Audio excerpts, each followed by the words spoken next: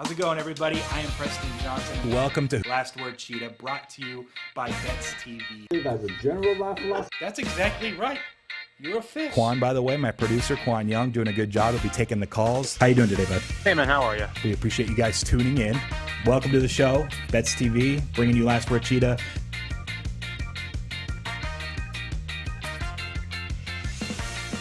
How's it going, everybody? Welcome to another edition of Last Word Cheetah on Bets TV. We are here in the Bets TV studios. I am Preston Johnson, hanging out with the Qwan Young, my co-host and producer. I hear the phone calls. They're already coming in. We go live at 1 Pacific time. We had a call 20 minutes ago. It's never happened before. They're on to it. They know you're side betting me who calls first, and so now they're just playing with us. Look, generally we have a few minute intro. We do take your calls. 661-515-BETS is the number for the phone line. If you're tuning in for the first time, we talk over the bets that you like. We track them, and at the end of the month, we give away cash to the person that performs the best each month. So far this month, I think the prize pool is $550. We've generally given between $500 and $800 away each month. And right now, Sarab's crushing everyone's souls, although he did finally lose the first 5 under. Or no, wait, did he go Milwaukee, Atlanta, or did he go? The Dodgers one went over, but I think he was Milwaukee, Atlanta, wasn't he? Do you know the answer to that off the top of your head? I know the game landed 9. Yeah, he lost. So it was 8 runs anyway. So it was tied up at 4 after 5. So Sarab's back down to about 4 units, but he's still in the lead. I think we should. So this is what I'm going to do. I'm going to propose this. Oh, no. We need likes on our YouTube video. So if we get about 20 to 30, I would say. Yeah. If we can get 50 likes for the rest of this week on each show, I'll throw another 50 into the prize pool. Okay. And if we could do that next week. And if they do 100, then okay. That's true. I've never done the YouTube thing, like, please like and subscribe or whatever. This is the first time after we need 4 months. Yeah. That's a good. Go for it. I guess it helps. Whatever it helps, it helps. But like and subscribe the YouTube feed. Most people just watch on Twitter. I think that's the main thing. So all is well. We got college football. We have NFL as usual. We have one more wild card game. Thankfully, my Dodgers took care of business last night. I hate that they're winning the series 16 runs to 9, and they even have to play in a game 5. But here we are. It's the story of the Giants season. A little bit anxious about it, but that'll be tomorrow. So what's going on today? Basically, we got NHL and NBA. That's it. And it's NBA preseason for that matter. But we are going to dive in. We touched on a little bit yesterday. We have no interview this back half of the show today. Generally, we've had Colin Wilson on to talk college football. I saved back half of today and tomorrow to talk NBA futures. We're going to go through every single team in alphabetical order, and I'm just going to give you my 1 to 2 minutes, kind of like what we did over the summer with each college football school. Just if I have a bet, I'll let you know. If I'm on the fence, or at least I have a projection one way or the other, I'll let you know some of the futures outside of the season win totals. But I'll try to pick over under on everyone just for fun. I'll make it obvious the ones I actually think are worth betting. But I'm pretty much caught up on all my NBA. So we're good to go there. And let's get with the calls, and we'll jump into NBA stuff in the back half of the show. First caller, Patrick. He called 2 minutes before the show started. I noticed, and he thought he was first, but really Tom Davis called at 12:41. I don't know why. Then we just didn't even answer it. But Patrick, welcome to the show. How are you doing today? What's up, Preston? You know what? I had to call in early because as soon as I'm done with this call, I have to go back to watching Squid Game. I cannot stop watching this show. I don't know. When did you start it? Watch this on Netflix yet? Like this morning. And you still have to do anything else. Yeah, I watched it already. I told Qwan about it, and he was done by like the next day. Yeah, same thing. It's like my heroin right now. I can't stop. I think you'll like the ending too. Let us know tomorrow or the next day whenever you actually finish. But yeah, we'll have to follow up on that. It shouldn't be that long. Yeah. Cool. But yeah. Anyway, so to get down to business here, is there any minus 120s left on the Browns, or are we? They're like 3 across the board. There's a 2.5 minus 135, but that moved. No, I don't want that. Okay, yeah, I'll just take the lowest -3 that you have on the Browns.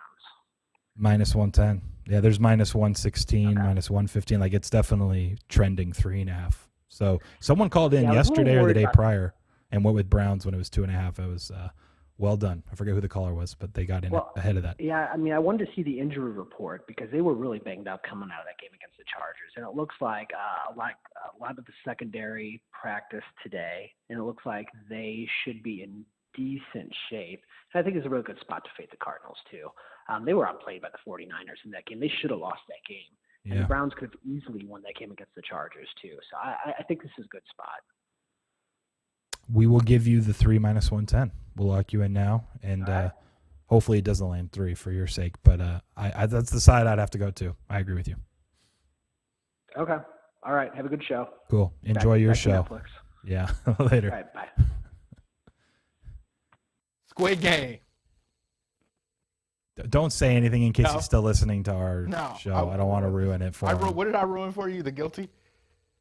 No, you didn't. I had already watched it. You predicted the ending Yeah. mid movie, and you texted me, and I was like, oh wow. Anyways, who's up next? We got Ty, how's it going, man? Welcome to the show. I'm good. How are you? Doing well. What are you looking at locking in for today for your bet? I'm going to go to a men's tennis play. Ooh, is tennis back? Which tournament? The BNB Paribas Open. Beautiful. In Indian Wells, California. All right. What are we rolling Yep. with? The guy's name is Basilashvili. Basilashvili. Underdog. Okay. Yep.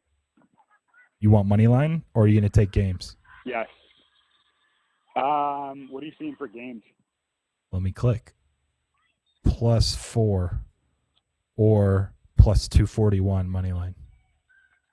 I'll take +241 money line.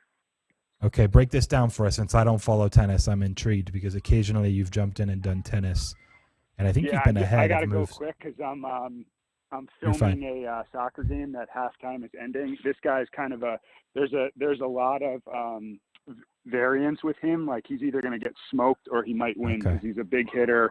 A lot of emotional swings. He's not like that's why I didn't want to take the +4 because he's either going to win this thing outright or get smoked. Sounds good. Go enjoy the soccer game. We'll talk to you Thanks, later. dude. See ya. Appreciate it.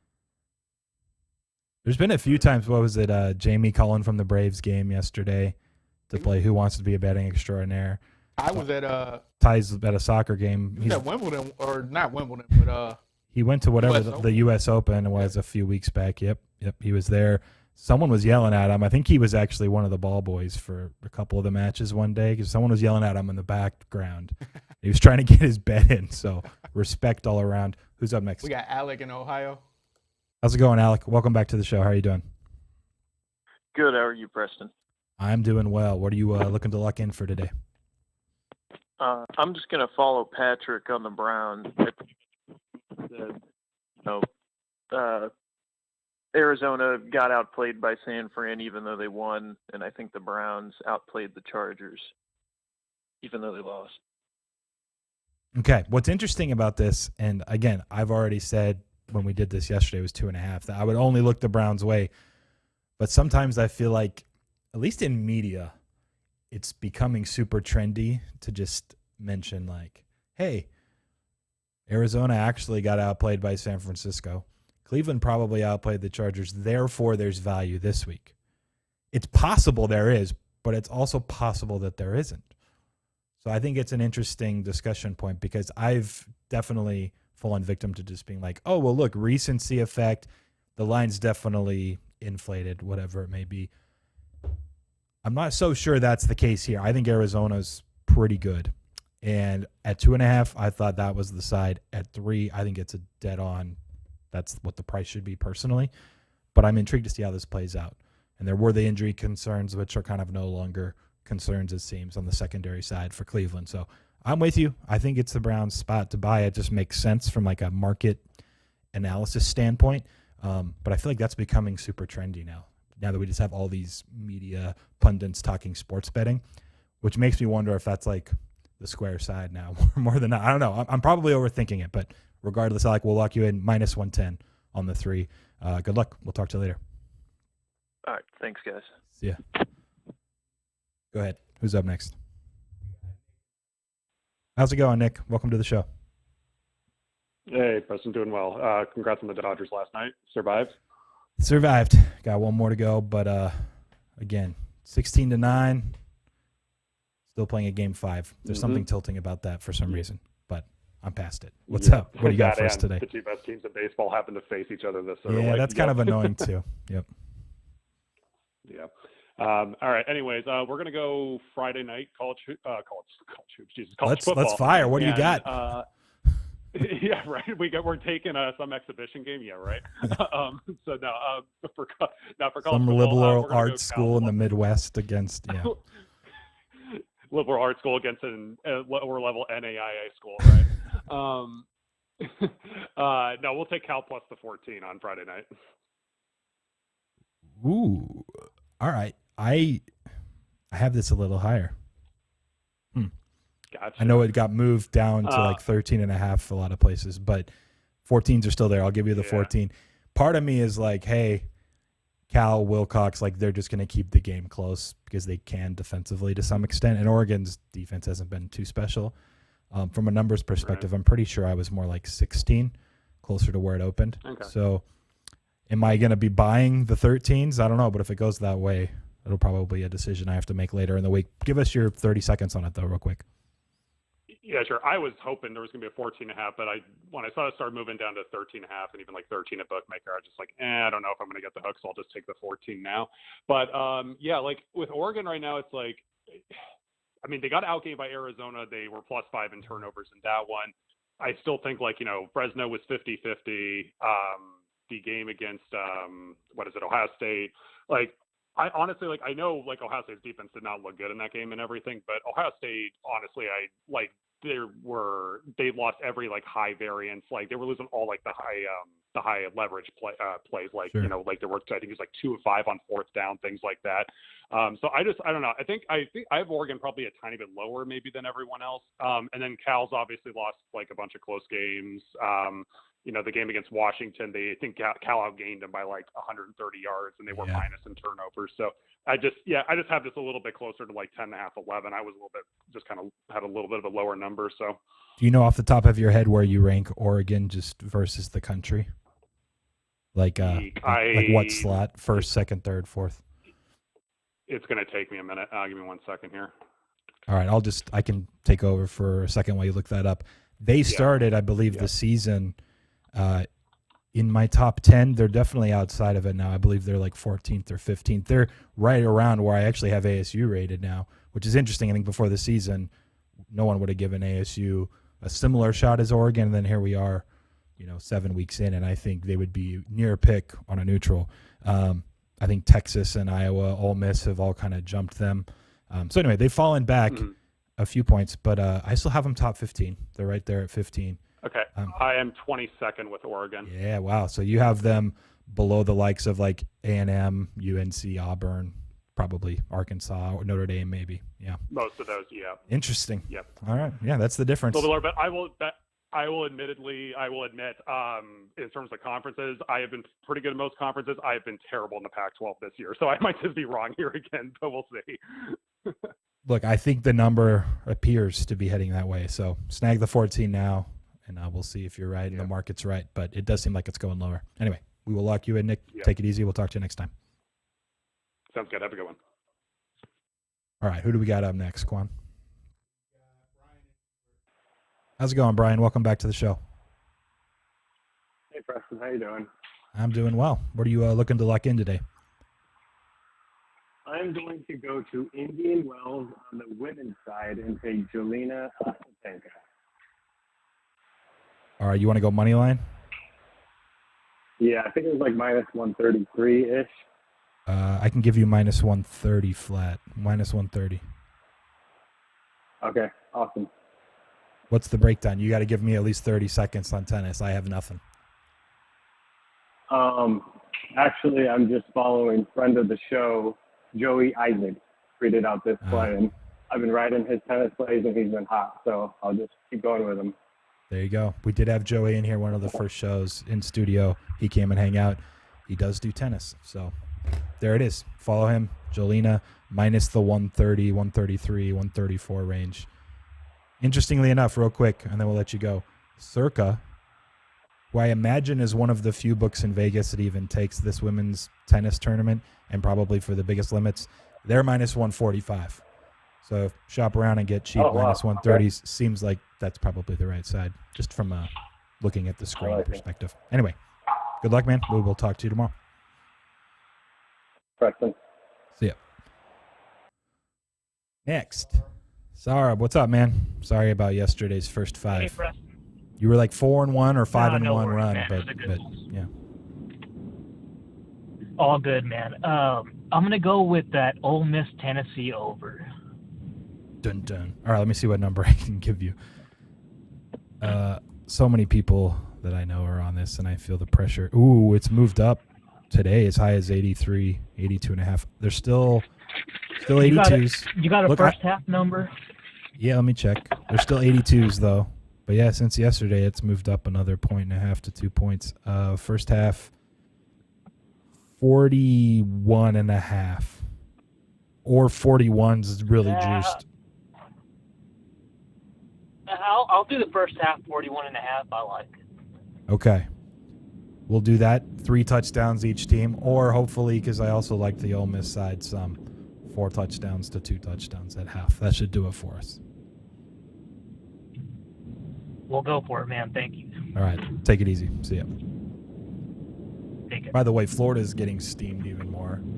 LSU's going to look like one of my worst bets of the season until they cover. But you can get like 12. Circa went to 12.5 even a few minutes ago. Maybe there's more LSU injuries that have just been announced since the start of the show. I'll have to dig into it a little bit here on the side. But, man, it's crazy to see going into Baton Rouge having to lay what's going to be 2 TDs maybe. Good luck. Who's up next, Qwan? We got Carlos. What's up, Carlos? How are you doing? What's going on, Preston? I had the right idea. I just had the wrong bet. Should have been just the money line instead of first period Pittsburgh. Really surprised by that, but what was the final, like 6-2 or something?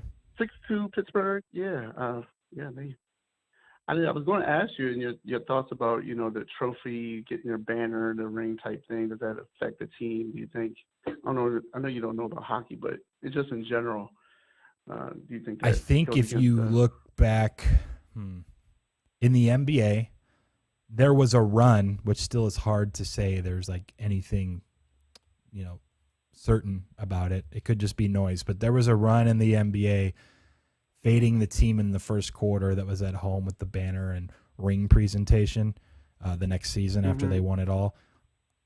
And it was also because the Warriors just seemed to also start slow, and they were in the mix so many years. But there was like a 10-1 run. So it's like, is there something there at the start where they're just, not into it as much? They're out of rhythm. They're distracted. Like, it's all narrative speak, but it's possible. Don't know. Is that happening tonight then in the NHL? Oh, no, I think it happened. Tampa Bay won the championship last year, didn't they? I have no idea. So is that who you played against yesterday? Oh, that's why you went with first period. Yeah, but they didn't score until the second period, so that did me no good. So that is why you did that. Makes sense. And then they just made it worse by winning easy afterwards. Okay. Makes sense. Exactly. You go looking NHL again though today? No, actually, I want to jump ahead and try to get a prop bet for tomorrow night's game. Sure. Zach Ertz, anytime touchdown. Why is this? What's the angle here? I think the other tight end is out. Goddard, was it Goddard? I think he's out. Yeah, Goddard. I believe he's out. Yeah, so I saw some juicy numbers. I think I saw some juicy numbers. Anytime plus 225. Okay, I'll take it. There might be better other spots. I just looked at DraftKings, maybe FanDuel's plus 250 or something, but he's 16-1 to be first. I don't know if it's a sign, Carlos, because that 16-1 number means a lot to you. But Ertz is 16-1 first TD. Just wanted to throw it out there. You know what? let's throw it out there. Let's do it. Just because you owe me. And if he Yes. scores, hey, listen, let's do that. First touchdown, Zach, or 16-1. I'll take it. I like Why it. not? You could. Now, the problem is that Tampa Bay's probably going to score first, and then you just lose. But you could do Ertz at plus 650 to be the Eagles' first TD score. Just want to throw all the options out before we lock you in. I appreciate it. No, I want the anytime. That 16-1 means It's a sign. something to us. Yeah. All right. I'm with you. Something to 16-1. Yeah. Zach Ertz. I'm rooting for it. Quan wrote it down. All right, thanks, And I'll bud. put you in first immediately if you hit that. Yes. Thanks, bud. Cool. Take care. Who's up next? Beautiful. What's up, Fran? Welcome back to the show. How are you doing? Hey, I'm good. How are you, Preston? I'm doing well. Thank you. What are you wanting to lock in today? Yeah, just before I do that, I heard you guys talking about Squid Games, obviously. Great show. But I just watched a trailer called Bad Sport, I think is what it's called, a Netflix series. I think it has some sports betting tied into it. Have you seen that? I just typed it in real quick 2 weeks ago. It's an actual true crime and sports intersect. And guess we're watching that tonight. All right. Nice heads up. Awesome. Yeah, just saw that, so I'm going to take a watch myself. But I'm going back to Bloomington, Indiana for my pick today. I'm going to take the first half under. I think there was 24.5 somewhere. If it's still there, I'll take that. Yeah, let me just pull up real quick. Why first half under here? I think obviously Tuttle's first start with the Penix injury. I think Indiana's just going to slow down the game, try to simplify things. The classic Big Ten game here against the Spartans. I think they're going to try to slow everything down. Spartans obviously have a pretty good run game. I think it'll be a lot of feeling each other out the first half. It did move from 24.5 to 23.5 today, 3 hours ago. There's 24s left, but no 24. I'll take a 24 if there's a left. Can give you the 24 minus 110 flat. But yeah, a few of the more prominent books moved to 23.5 even. So yeah, that got bet today. Awesome. Thanks. No problem. We'll lock you in. Take care. Good luck. Who we got next, Qwan? Hunter, what's up, man? Welcome back to the show. What's going on, boss? Things are good. What are you looking at locking in for today? I'm going to go with Jalen Hurts over rushing player prop tomorrow. Ooh, okay. What's the angle here? I'm going to pull up and give you a line. 46. Yeah. The angle is I think that Eagles are going to have to drop back a lot. I think they'll be playing down. So he'll be passing a lot. He actually hasn't hit his over in rushing like 2 or 3 weeks now, so I feel like he's due. Oh no, that's the word that Carlos loves and never works. Look, I can give you 42.5 though. I see 42.5, so you at least got even better there. Yeah, that's even better. I just think that though, because Buccaneers have a horrible pass D and a good D line, so I'm hoping they get to him to where he can run out of the pocket, and evade a couple pressure, plays, get a couple big, exactly, and get a couple big yards or get some yards doing that because he's definitely capable of doing it. So we'll see. It lines up, to be honest, and I think the Buccaneers are still out a few players in the secondary. So generally their secondary would be better, but you're saying they're bad against the pass. They've been really beat up. So yeah, I don't hate it, to be honest. And if it's kind of a buy low because his, the price or the number for his rushing yards has been dropping the last few weeks, maybe it's a good time to jump in. Yeah, because the past few weeks it was up in the higher 50s. Yeah, so now you're 42.5. I'll definitely take 42 all week. Yep. All right. Cool, man. We'll lock it in. Good luck. All right, man. Take it easy. Yes, sir. I don't mind it. I'm not running any NFL prop models this year, but I have people I could ask. I'm curious what their Jalen Hurts numbers have been week to week. Maybe they're being conscious about running him intentionally very often, so then it just comes down to the scramble plays, which he could still hit for sure anyway. But I'm curious if they're intentionally running him on top of that because they do some zone read stuff, then that seems low to me. I'll ask around. Anyways, up next. Hey, Tom, welcome back. Sorry, we missed your call about an hour ago. Yeah. Yeah. Well, he's upset apparently. We weren't live yet. Maybe you got your hours mixed up. It happens to the best of us. What are you looking at locking in today? LSU and Florida over.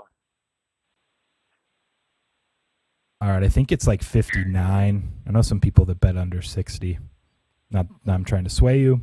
I can give you 58.5 actually. 58.5. Over 58.5. What's the thought process here? Like Carlos, I think both of them due to score some points. Well, I sure hope LSU is. They lost their receiver, Boutte. Is that how you say it? And then Florida just dropped 42 on Vandy. But, man, this game intrigues me because I just think the spread is insane. And unless there was some news I missed. Boutte's out?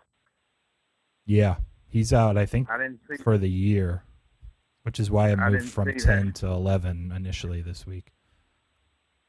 I didn't see that. I misswapped to Iowa State. To miss remainder of season official, yeah, he's out for the year. Iowa State, that works for me. I like that side. I can give you 6. Yeah, that's better. Okay. Cool. Cyclones -6 it is, Tom. Appreciate it. Talk to you later. All right, buddy. Peace. See ya. Thanks so much. Oh. We got a question from Fran. Fran just got off, but he asked if you asked Rufus about the unabated tool. He forgot to ask on the call. I'll ask him right now. I forgot. I was intrigued too. I wanted to find out the answer.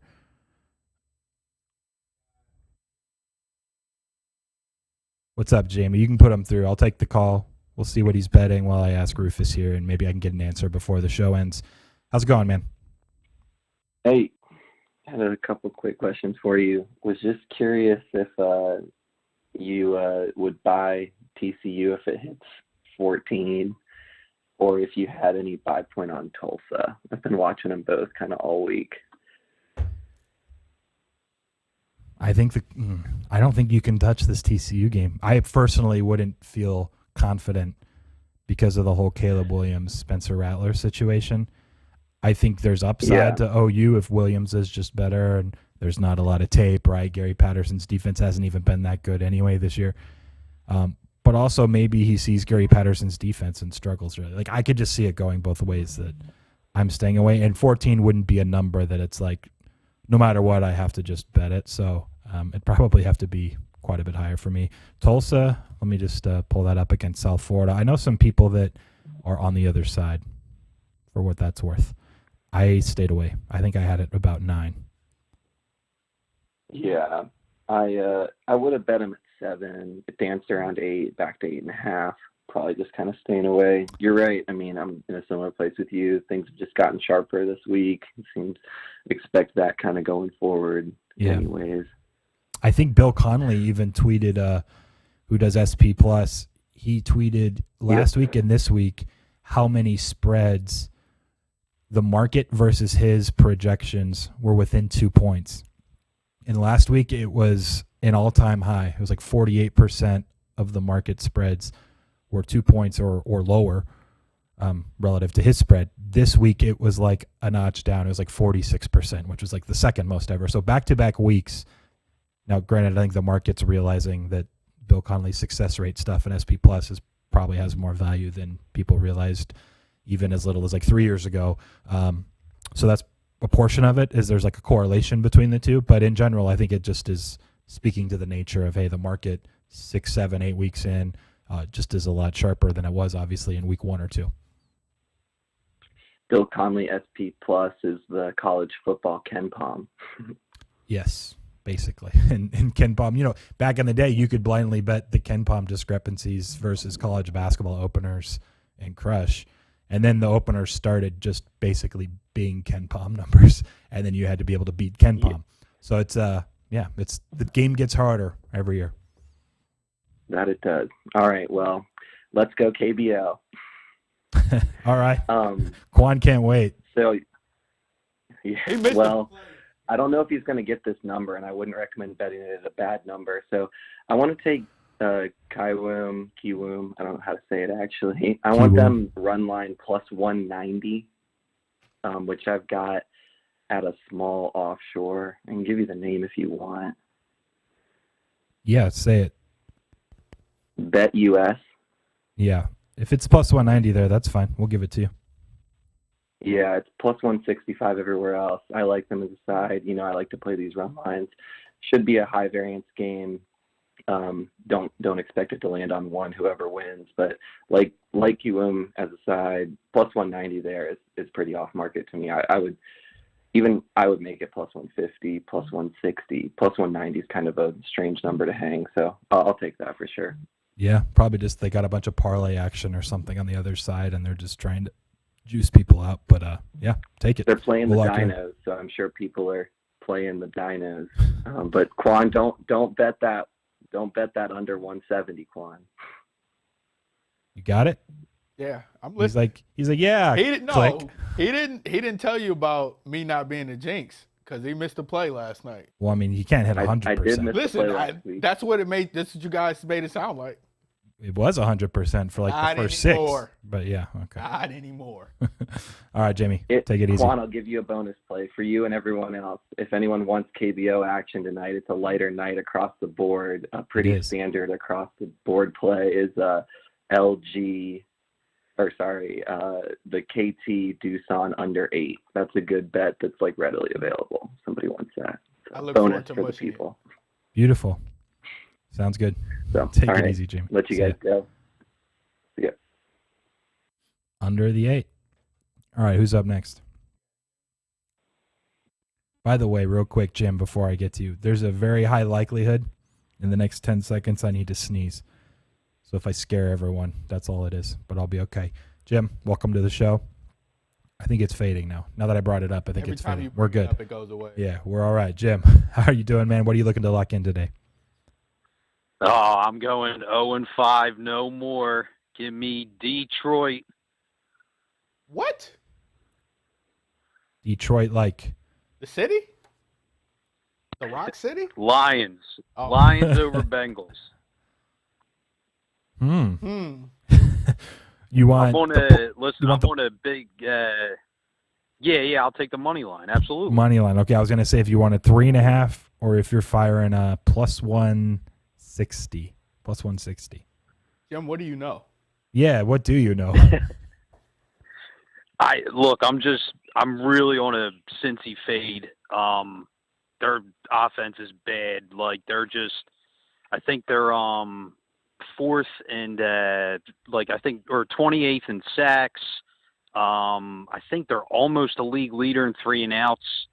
They're just struggling, and it's not sustainable, them hitting big plays to Jamar Chase. Although against the Lions secondary, maybe they do hit one. But hey, I mean, the Lions look good in the trenches on both sides against Minnesota.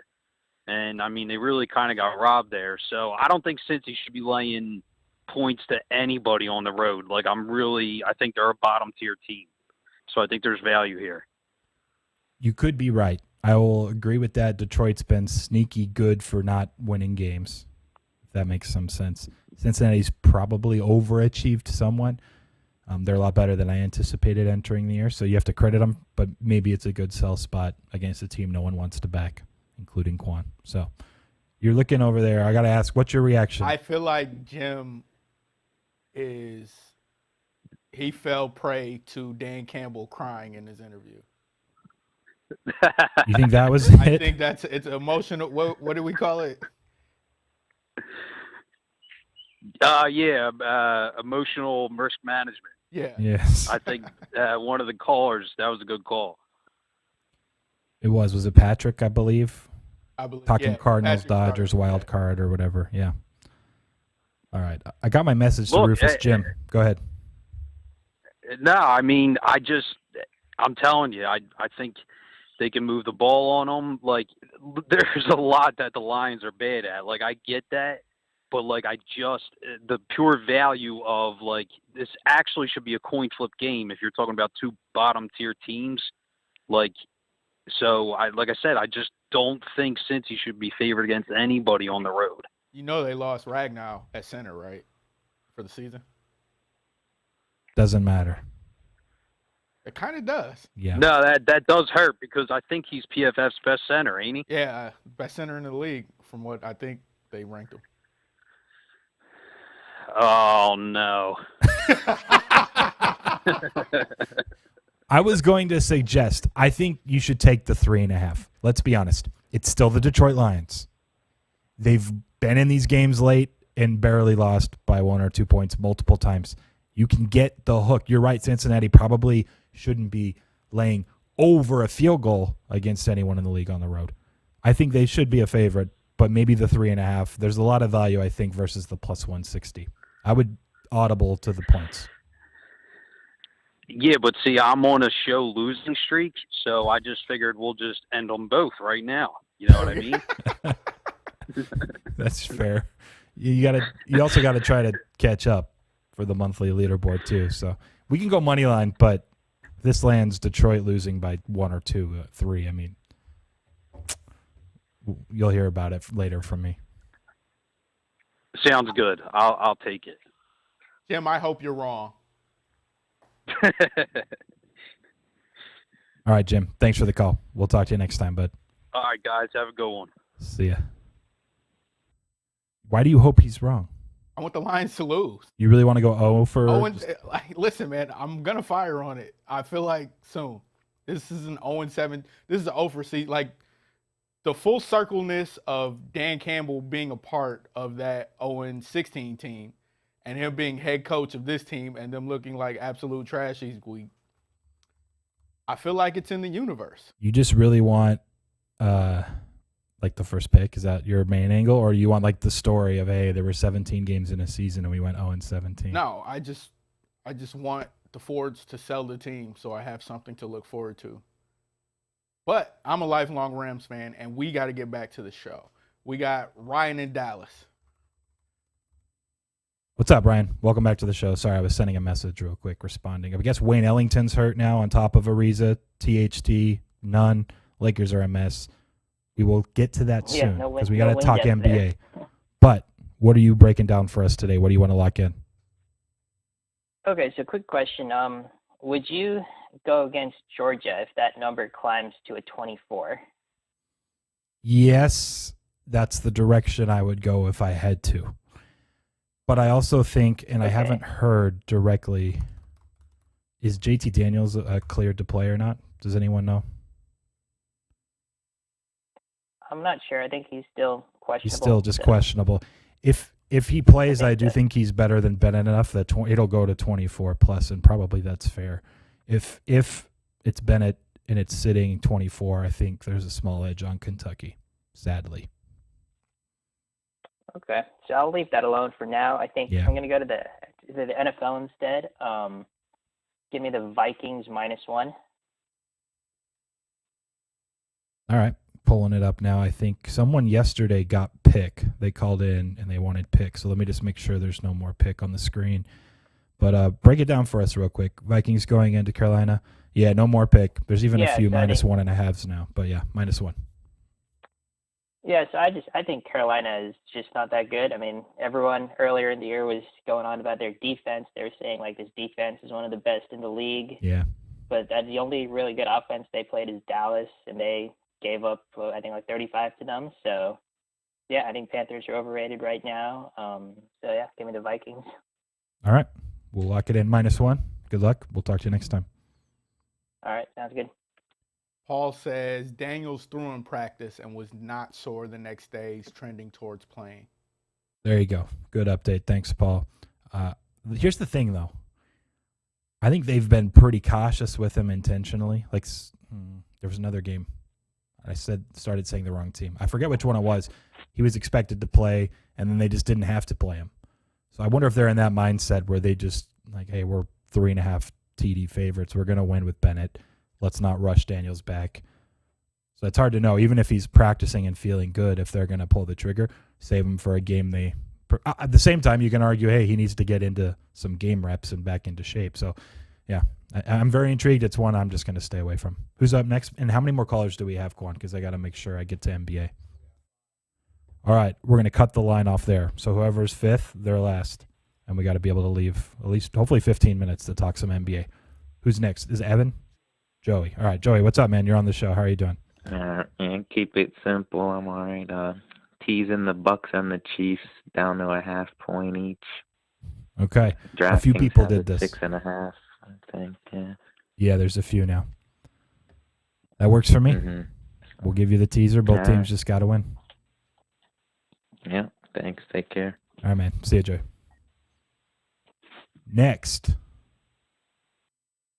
Cam, you are on. Welcome to the show. How are you doing? I'm good. How you doing? Awesome. What are you locking in for today?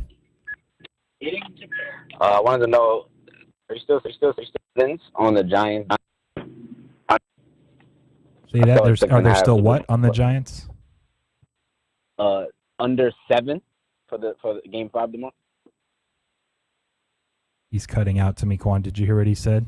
The game tomorrow? Can you hear me? For Game 5. Oh, Game 5. Yeah, we got you. I was thinking football, and I was confusing myself. The Giants-Dodgers game tomorrow. Yeah, we can give you 7 minus 119. That's not bad. I'm seeing 6.5. So yeah, I'll take under 7.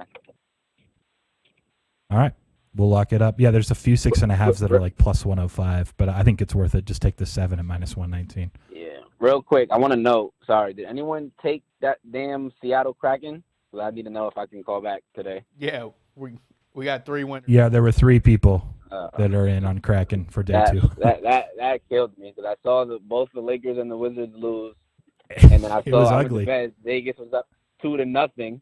So I'm like, all right, I'm good. No one's gonna win. And then I wake up this morning and I see that the Kraken came back and lost by 1. So that was it was 3-0, I believe, and then they came back. And by the way, there was an empty net shot from Vegas at the buzzer, essentially, that like pretty often when they're at mid ice and just fire at it, just put one in for the stats, and he missed it by like 6 inches wide. So they almost won by 2 anyway.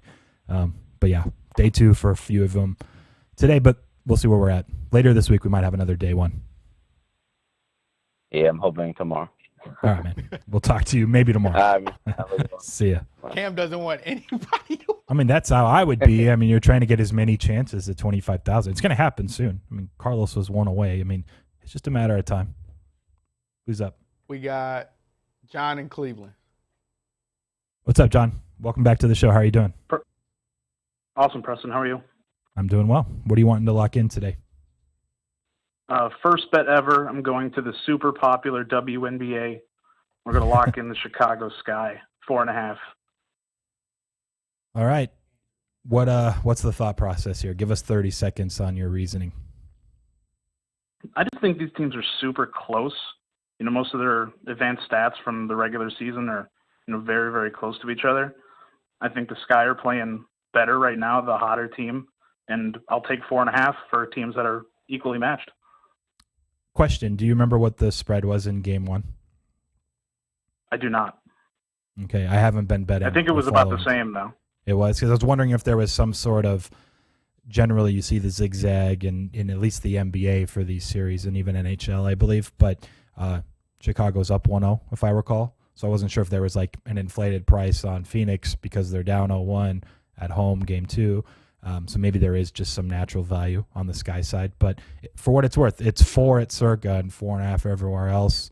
I imagine Circa is one of the books taking somewhat decent limits on WNBA. So probably the right side, at least from a numbers perspective. Yeah, that's what we're going to hope. And yeah, I thought about the zigzag theory too. And I see 4.5 most places, but that at 4 at Circa and that it opened 4. So yeah, probably a little zigzag money there, but hopefully the 4.5 is good. Cool, man. We'll lock you in. Good luck. Awesome. Thanks. Who's up next? We got Gary in Idaho, I believe. This is a new caller? Yeah, I don't remember an Idaho caller. Right on. What's up, Gary? Welcome to the show. How are you doing? What's good, Preston? What's good, brother? I thought it was before, like, it took 2 words, and I was like, wow, Gary sounds a lot like our other friend. Why did you have to get a new phone number? Are you okay?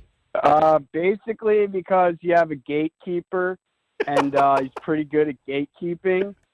So you have to, really be from. Basically, if you're from anywhere known, he ain't letting you through the doors. All right. Idaho's a good pick. It's like sort of Mormon too, because it's next to Utah, and it's got a I liked it. That was clever. What are you gonna bet today? You still like to bet? Is that still something you do?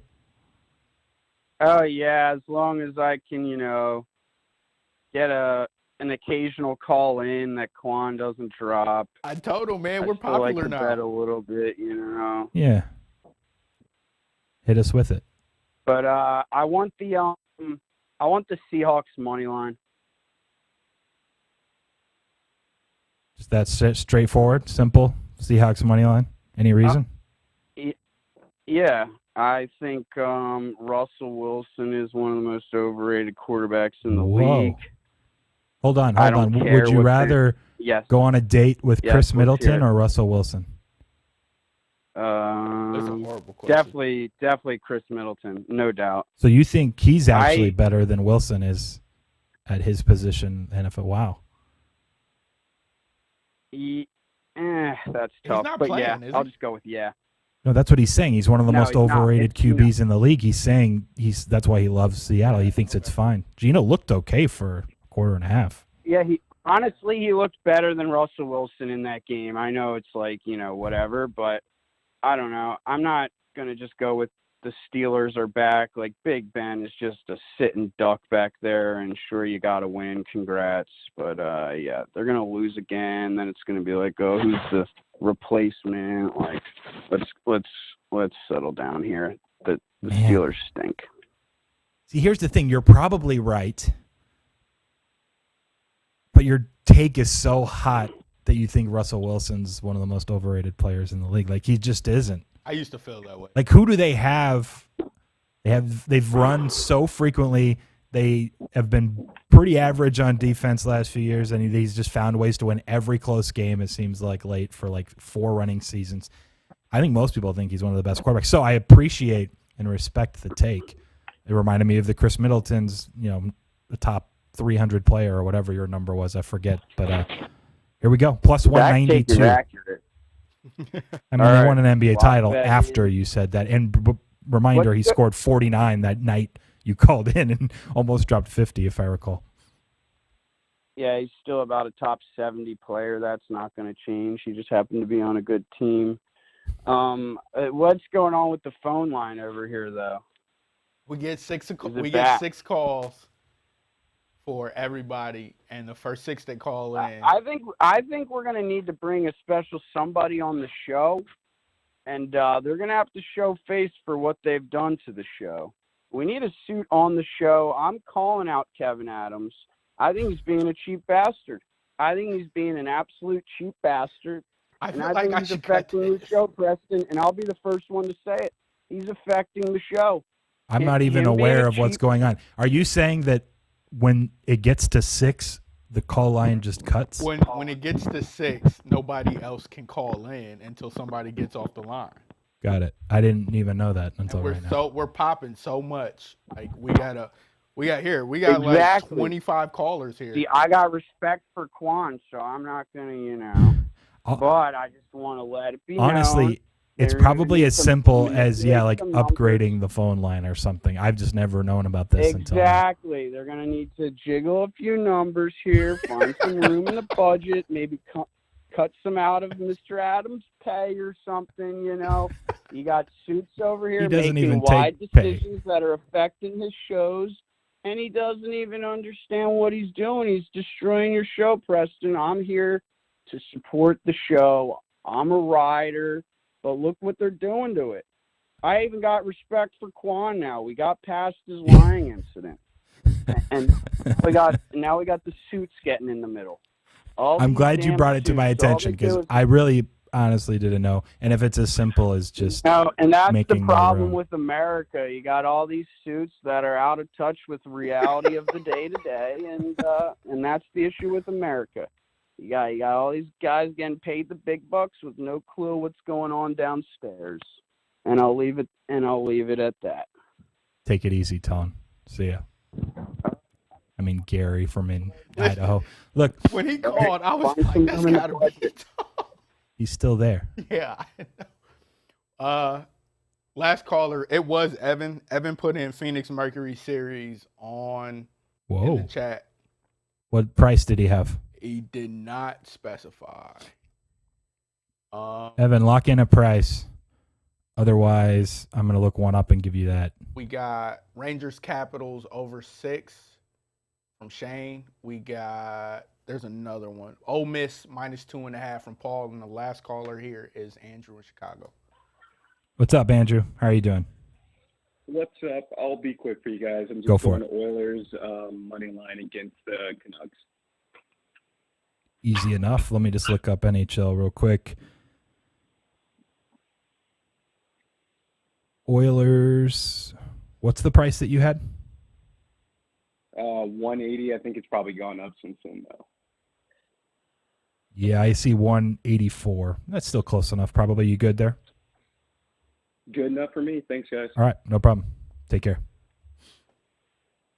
By the way, Tone's the guy. He's talking about the suits and corporate America. He supposedly, remember, he makes 10 times what you make, Qwan, per year. By the way, Mercury plus 175 for series. That's going to be a fair price. I looked at 2 spots. Oh, by the way, I got a response from Rufus. I haven't read it yet. Fran, if you're still listening, it's because our way of handling it is through essentially a z-score of distance from target number. So keep in mind we're modeling the entire distribution, not just a half point. So the total affects the standard deviation, which will manifest itself in its impact on the z-score as you move further away from expectation. Should it affect the push probability at the game line? Probably a little bit, yes. So something we haven't actually integrated, but we will do at one point. So essentially he's saying, and this is kind of what I was guessing yesterday, is because they're -2.5, -115. The -3, -105 is equivalent to a -120 on the 215, or excuse me, the -2.5. And so he's basically saying that the push probabilities on an 82, since it's so infrequent, they don't have it changing anything as of now, how it's currently constructed, their distribution. They can get it integrated eventually.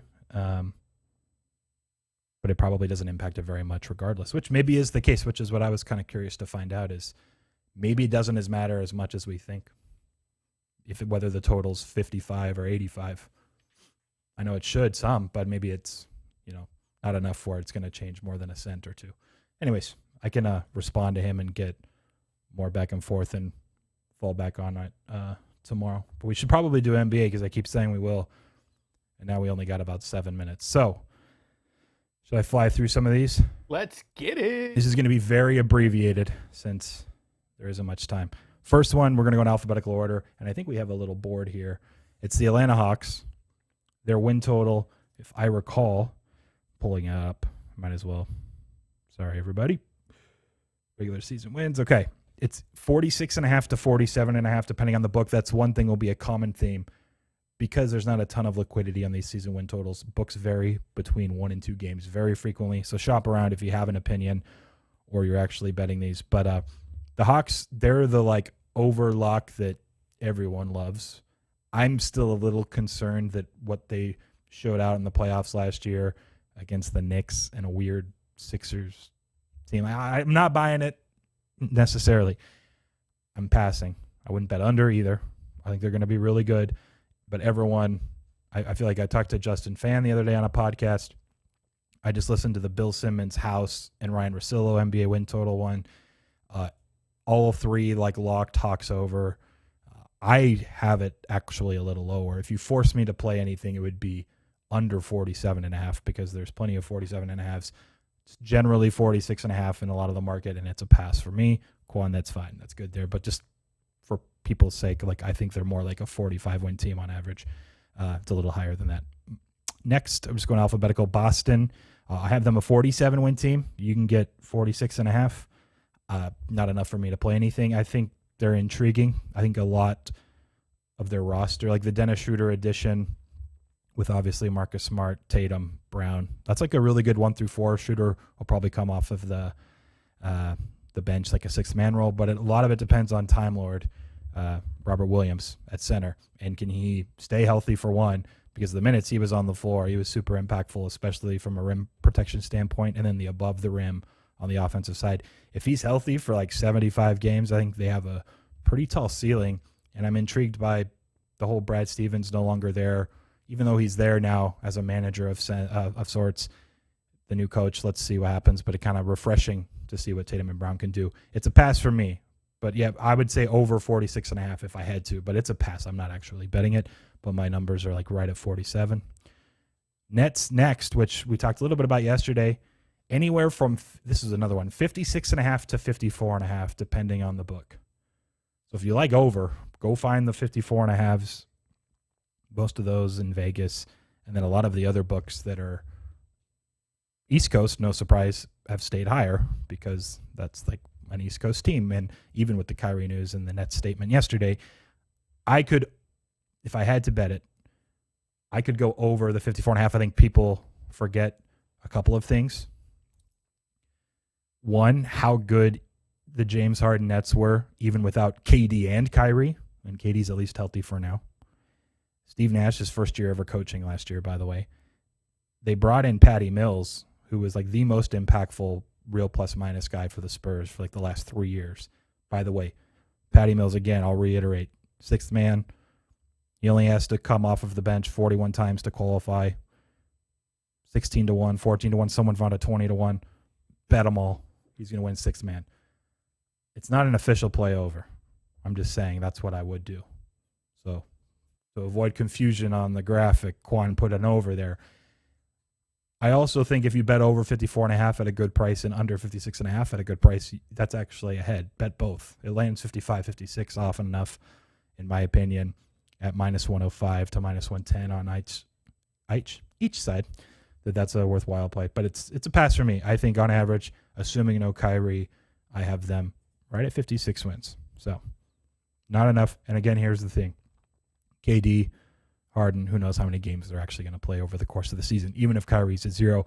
But I think they're going to be really good, obviously, whether Kyrie plays or not. And I think the Patty Mills pickup was massive. Hornets, 38.5, just about everywhere. There's a few 37.5s. No play for me either. It's a pass if you forced me to play it. I know they're getting a little bit of hype. Here's the thing. What are your thoughts? Do you have any thoughts on LaMelo Ball? Year 2 is always like the huge leap for a future star. I don't think we'll see like a Luka Doncic type leap. Sometimes it's year 3. He's super young. If he makes that leap this year, they have enough around him. And if Gordon Hayward, which is always the big if, can actually play games, then they're probably like a 500 team. But if he's just the same LaMelo Ball as last year, then I think it's lined pretty fairly. So that's kind of where I'm at. Is I feel like there is a much higher upside and ceiling to the Hornets this year than there is a floor that's low. So if you wanted to take a shot like to make the playoffs at plus 175, that's maybe the direction I would go rather than betting their win total.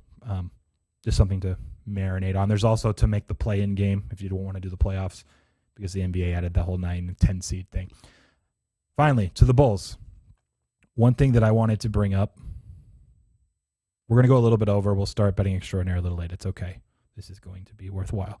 So, Kostya Medvedovsky. He's an NBA analytics guy on Twitter. We follow each other. He does great work. Follow him if you aren't already. A few days ago, Stephen Noah was also tweeting. He says, I was curious.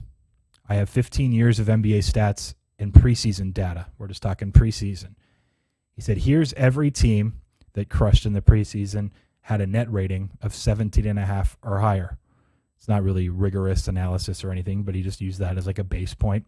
He said all of those teams, 15 years worth of data, all of those teams won between 44 and 59 regular season games. Right now, the Bulls at the time had a net rating of 32, plus 32.5 per 100 possessions, the best of all time. They're the best preseason team in history. Now, they haven't played anybody good that plays a part, but the point is they're beating teams by a lot more than people anticipated. So Medvedovsky retweeted this, quoted it, and he said, I've looked at the predictive power of preseason results before, and there's actually real value here. I'll do a full write-up and tweet thread later on my methodology, but a plus 32.5 preseason net rating suggests we should all bump our expectation for the Bulls' regular season ratings by about 1.5 per 100, which if you parse that out over the course of a season is going to be a few games. So are the Bulls, based on their preseason performance, are a few games better than we all thought. Now, since this has happened in the preseason, the market's moved from 42.5 most spots to 43.5. So it has moved one game, hasn't moved enough. I wanted to jump in and be like, yeah, predictive value of preseason. My personal numbers are actually slightly lower, and a lot of it has to do with their depth.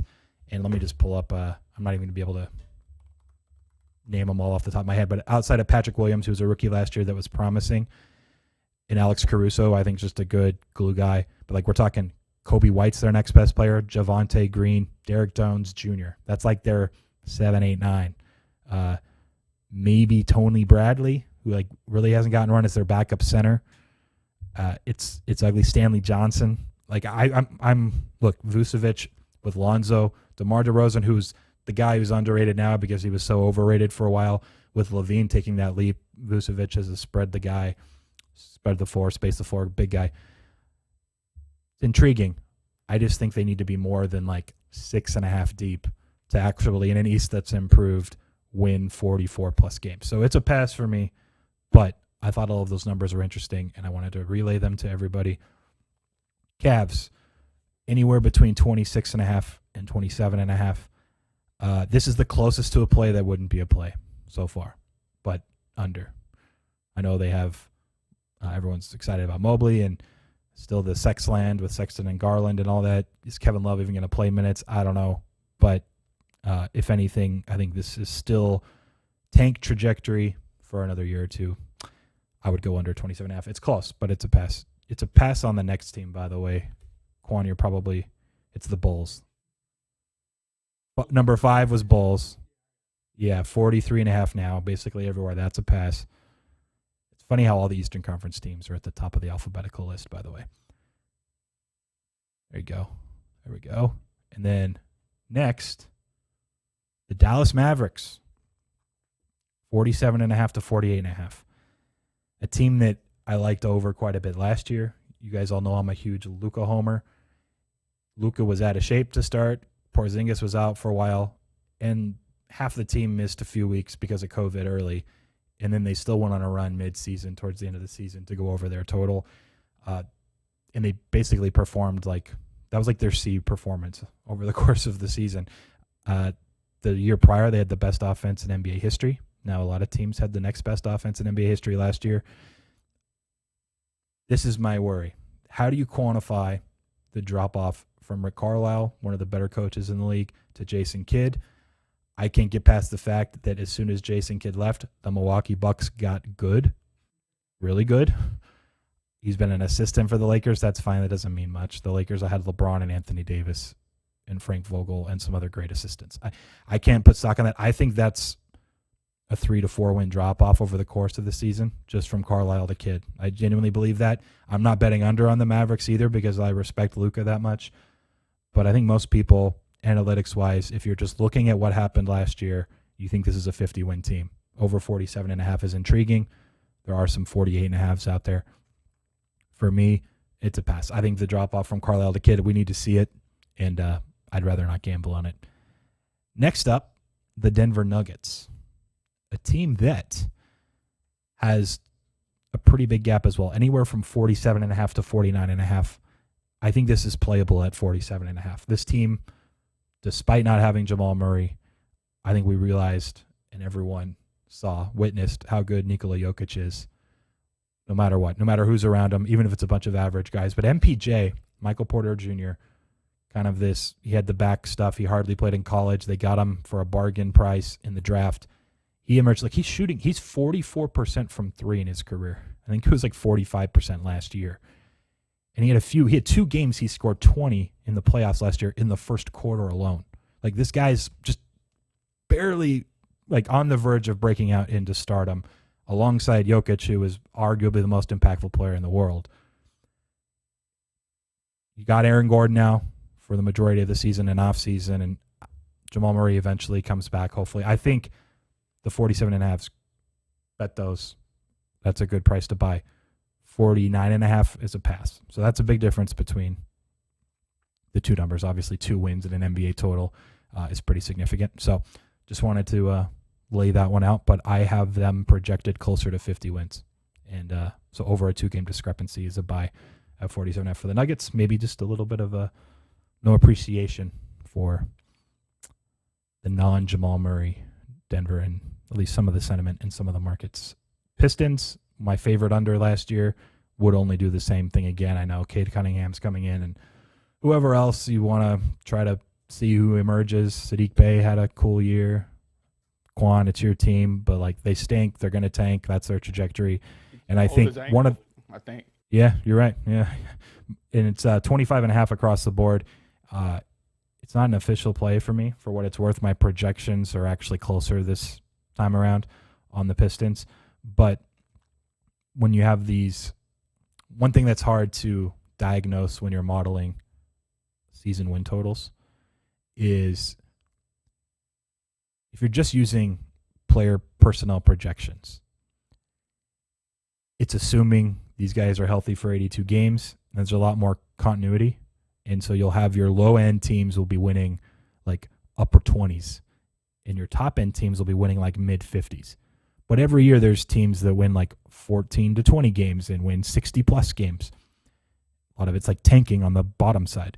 So how do you can't really quantify, oh, this team's going to tank, and at what point do they flip the tank switch? Like it's a little more nuanced. So I will say, though, I think there are some inefficiencies, or at least there were more so in the last 5 years or so, on these bottom end teams not being low enough.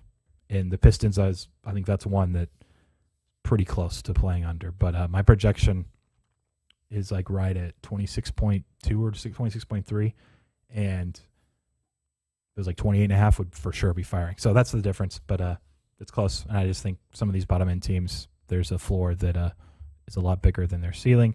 The Warriors, do you have any thoughts on Golden State? We got like 4 more teams. I know we're running a little late for betting extraordinaire, but we got to get through some of these, and I don't want to leave anyone hanging that cares. But you have Clay maybe finally coming back, at least for a good portion of the year. You have some young guys that could be emerging. They had 2 lottery picks. Steph's back, obviously. They beat this Lakers starting lineup with their like C squad last night. Jordan like Poole, man. Jordan Poole's up and coming. I know some guys that bet on most improved.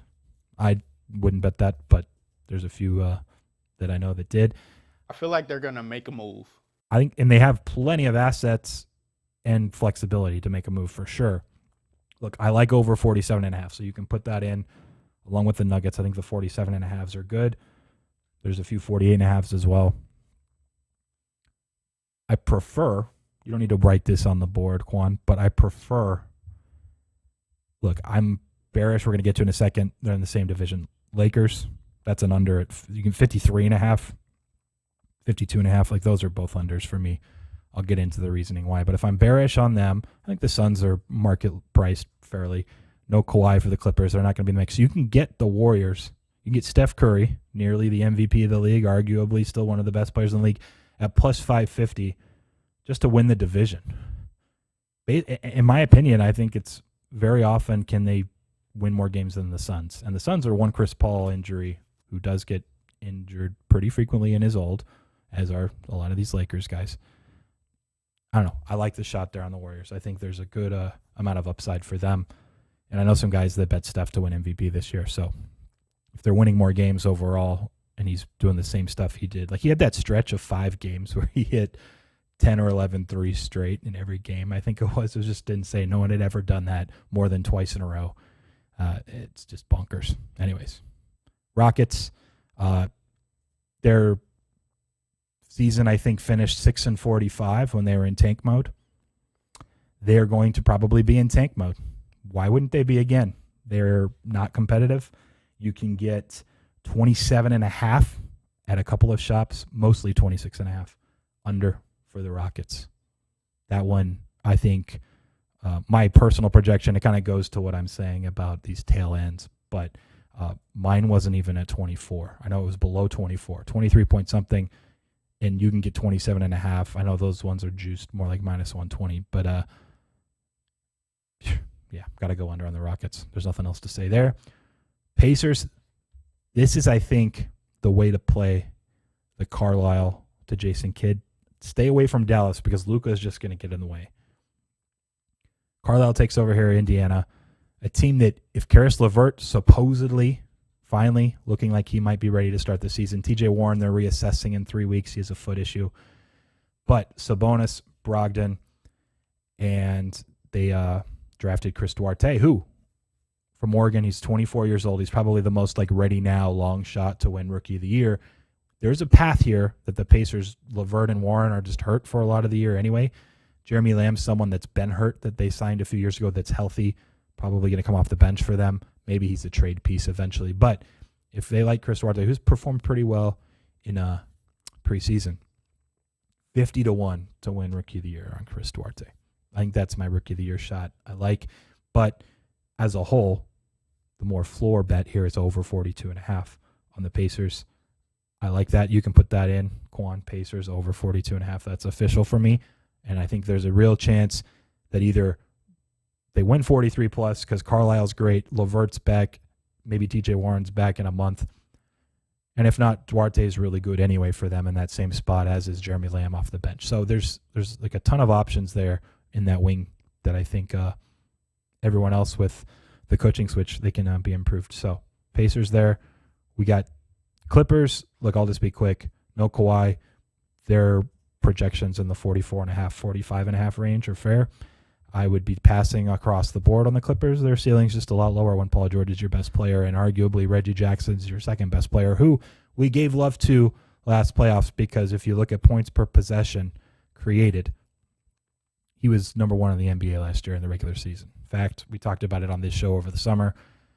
In the regular season, when Reggie Jackson had the ball in a one-on-one isolation, he either scored or passed it off for three so frequently, and the Clippers made so many threes at a high rate.